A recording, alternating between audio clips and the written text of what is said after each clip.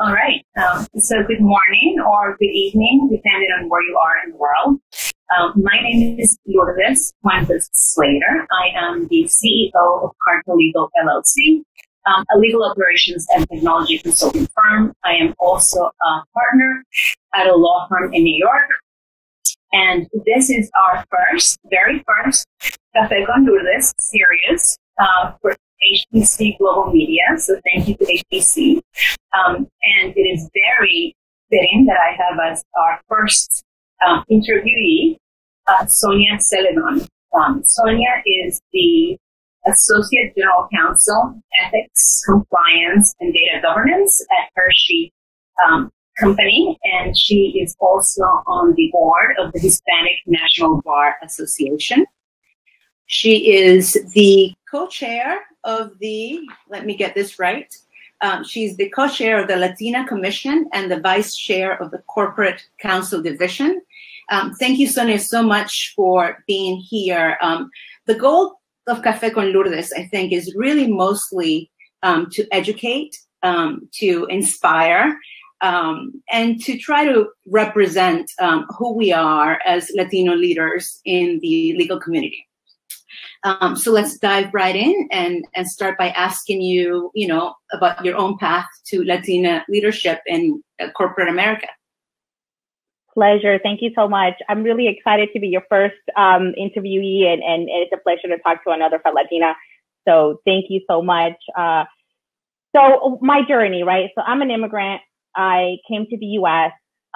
With my family, like many others, and I didn't really necessarily wanted to go to law school, but I ended up in law school. Then I ended up in a big firm, and it just finding my path. I started as a corporate lawyer, and then went secondly to an in-house, and then never looked back, and have jumped several different places.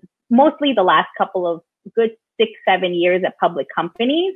But, diversity and increasing the pipelines of, underrepresented minorities, in particular Latinas, have been a real big passion of mine, especially because of you and I talk, right? We are less than 1% of lawyers in-house, especially in big law, where both you and I grew up as baby lawyers.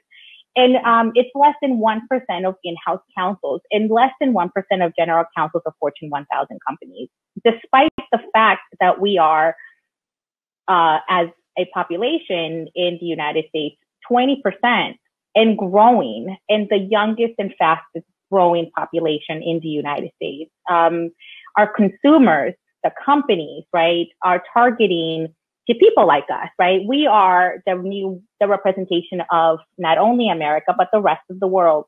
And yet we don't have the representation in the legal field, especially in the upper, big law in Fortune 1000 companies. Yeah, that is shocking to hear, that after everything that, we've been trying to do and all of the diversity and inclusion efforts and training, that we still are where we are today. And before our numbers have actually decreased slightly, rather than increased from the last 10 years. It's really just shocking. Yeah. So before we get into the why that's the case, I want to talk about something you and I have been chatting about, and I think is really important to address, which is the concept of Latino assimilation in corporate America. And I bring this up because I think there is about a 10-year age gap between you and I. And when I came to this country, I was born and raised in Puerto Rico. When I came to this country, the idea of assimilation was really very much one of, melting pot. You sort of become an American, and that is sort of the path to success. But that has changed dramatically over the last, and that's a very good thing, over the last 10, 15 years or so. And what I hear now is this sort of bicultural identity, or ambicultural identity. So I wanted you to talk a little bit about the differences and about your own views about that. No, absolutely. Growing up in big law and in my opportunities in in-house, right? I I didn't have people that looked like me, right? I didn't have the partners at the law firms for mentors. I didn't have the general counsels that had looked like me. And the ones that did, that I would meet outside, right, didn't behave like me or look necessarily the way that I thought my peers and friends. And I think times have, like you said, times have changed. There is an understanding that diversity is not just diversity by name and numbers, right? Just to have someone that acts like you, behaves like you, talks like you, you check off that diversity numbers. I think there is a inward facing reflection of what assimilation is, right? It's the system asking us to change in order to be able to be part of the system. And there is a rejection of that now, right? There is more of, no, the system needs to change in order for it to embrace differences, and embrace differences of thought, differences of culture, differences of behavior, because that's what creates, different types of conversations and different points of view. And now people are thinking about changing the system from within, coming in, being more authentic, bringing your authentic self. And it's, from my generation, I think, and those coming behind me, there's a feeling of exhaustion because, if you don't bring your authentic self to work, where we spend most of our days, then, you're not being true, right? You're not being authentic. You're not being vulnerable, and you're not really changing the needle within the system. And I think there was that shift in that pivot where we started to think about bringing your authentic self and bringing who you are as a person rather than trying to fit in a certain mold that you were supposed to be. Yeah, and I think there has been a recognition from the business perspective that having a diverse team is just very good for business, and having leaders that are all kinds of minorities and have different backgrounds really adds to the cohesiveness and functionality of the team, right? Because Latinos, we bring a different set of skills perhaps, and we have certain strengths that I think businesses are starting to appreciate. And I think making sure that as Latinos, we do not come into the business world and leave those at home. I think that would do not only us, but the business a huge disservice. So what do you think are the biggest strengths of the Latino leader? Oh, there's quite a few from a cultural perspective, right? I think we have the ability to collaborate more, right? We're a culture of collaboration. We're a culture of the we versus me, right? Which brings in teams closer together. It brings them more cohesive. We have a different perspective, right? Because we are bicultural. Some of us are bilingual, and gives you a little appreciation and maybe some empathy to differences, and also to to companies who are multinational and want to target things to different audiences, right? So we bring those perspectives. There's also great leaders that happen to be Latinos, right? And because of the fact that we are people, right? We're people who like people, but it brings a different perspective and air, and I think there's a great advantage to having them in the C-suite and other places. Yeah, and I think realizing that and making sure that message is delivered is very important. So what do you say to GCs or managing partners that are trying to promote diversity, equity, and inclusion within their ranks? What are some true and tested techniques or mentorship programs or what have you that have worked and that you recommend? Yeah, I mean, I'm a little discouraged of the numbers, right? As part of the Latina Commission of the Hispanic National Bar Association, we really track these numbers of what and try to understand why the needle hasn't moved. And we saw some trends where there was an increase of numbers coming in at first, and then there's attrition issues, right? So I think we need to target it from both ends. Have an open mind in your how you recruit candidates, right? Mentorship programs. I'll have an open mind into really looking inward into your implicit biases in your questions and your recruiting practices. Then once you have the candidate in, really try to find ways to make, that's where the inclusion part, that's the diversity is trying to get them in the door. And then the inclusion part is really make them feel part of the team, have mentorship programs, and then really find ways where they can get good work and good training and feel like part of the team. I mean, there was just a study last week on minority women in big law, and that they are, leaving in droves because they feel alone. They don't have mentors, and they feel that they're not getting the right work because they don't fit into that mold that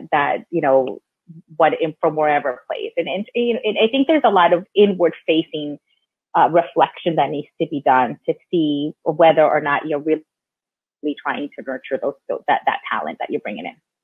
Yeah, I'm a huge advocate of thinking about diversity, equity, and inclusion by looking inside your own organization rather than having people come and tell you this is what the program should be, because I think it's so individual to the different law firm or the different organization as to why it's happening and why it's happening. And there does need to be really true, honest discussion. I heard that about 85% of Latino leaders and executives do provide mentorship, but there are not enough of us to really mentor everyone that is coming through the ranks. So that is a big problem, and that's one of the things that needs to definitely be addressed. Do you think that this sort of Latino leadership management programs are useful to have within, in corporate America or even law firms? To really, yeah, definitely. I think because sometimes mentors don't have to come from within your own organization, right? They can come from external sources, right? And these executive programs targeted to certain groups, gives you the. It gives, let's say if you don't have any minority of Latino within your organization, but yet your allies, right, your non-Latinos are really trying to foster your growth there. The fact that you may have be part of a program where you see other successful Latinos, may not be in your own organization, but in others, gives you that perspective. It gives you that presence, right? Because if you see someone who has succeeded, who has made it, who has, made partner or made GC, right? It creates possibilities, right? Exactly. That you could be there one day. It creates these, mentors, for lack of a better word, that is achievable for you as well. And there's certain cultural nuances that I think are really important to tackle. And in these executive coaches or management programs, tailored for a specific group, really helps you deal with that and tackle that, so you can be successful. And I'm a big fan of those programs. Yeah, no, I agree. And I think one of the reasons that I wanted to do this, and I thank you for being here, is because a lot of people and young Latinos and Latinas do not see people like us. Because there's not that many of us. So unless we promote what we are doing, they do not feel represented. So that is a very good thing that you mentioned. I think representation, and you cannot be what you can't see. So seeing people like you and what you've done and what you've achieved, I think is really what we need more of. So one more question, and we are out of time. If you had one piece of advice to yourself or the next generation of Latino and Latina leaders, what would that be? Oh gosh, I think I would have found mentors really early in my career. I think mentorship are critical, and because it helps you kind of look inward and be fearless. You know, you are your advocate for your own life. You are the advocate for your career growth and success, and not to let anyone tell you can't do it. I think I'm learning that lesson now. You know, but if I would have really believed in it earlier on, I wouldn't. A lot of things would have happened, but I think I would have been much more bold. And I think if you know that, right, that you can't, even if one door closes, there's another one open, and to really be your own advocate. Mentorship and networking. That's one that is not like a cultural thing. We are so family oriented that we network within our own families. So the concept of business networking was something that took me decades to learn. It was not natural at all. And I hear that a lot because it doesn't come natural for us, but definitely it's a really good one. Yeah. Well, thank you so much. And we are out of time, and we will continue this discussion probably later on. Maybe we can tape like a longer version of this and release it later, because I think we should discuss more the topics of assimilation and the topics of the dearth in numbers and why that's happening, because I think we need to address both our own issues and the issues of corporate America or even law firms. Love that idea. Thank you. Pleasure. All right. Bye. Have a good one. Bye. Thank you.